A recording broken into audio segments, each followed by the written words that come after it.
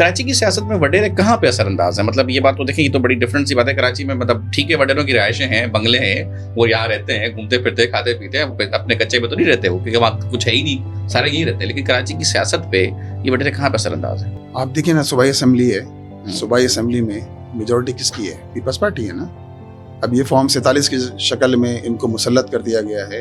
اور آپ تو اس بات سے واقف ہیں کہ شہر میں اگر 22 قومی اسمبلی کی سیٹیں ہیں، 15 MQM کو دے دی گئیں، 8 پیپلز پارٹی کو دے دی گئیں. پیپلز پارٹی نے خواب میں بھی نہیں دیکھا ہوگا، MQM نے نہیں دیکھا ہوگا خواب میں کہ 2-2 ڈھائی ہزار ووٹ لے کر جن کو عوام نے مسترد کر دیا، ریجیکٹڈ لوگ، ان کو آپ نے یہاں جو ہے وہ مسلط کر دیا گیا فارم 47 کی شکل میں. اور اسی طرح بلدیات کے اندر بھی ایسا ہوا ہے کہ بلدیات کے اندر ساری نمبر تبدیل کرنے کے لیے ROs کا استعمال کیا گیا. اسی طرح جو ہے وہ سارے وہ طریقے استعمال کیے گئے کہ نمبر تبدیل کر دیے جائیں، اور پھر بلدیات کے اندر میئرشپ پر جو ہے قبضہ کر لیا گیا.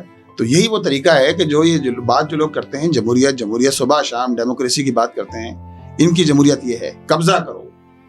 منیم صاحب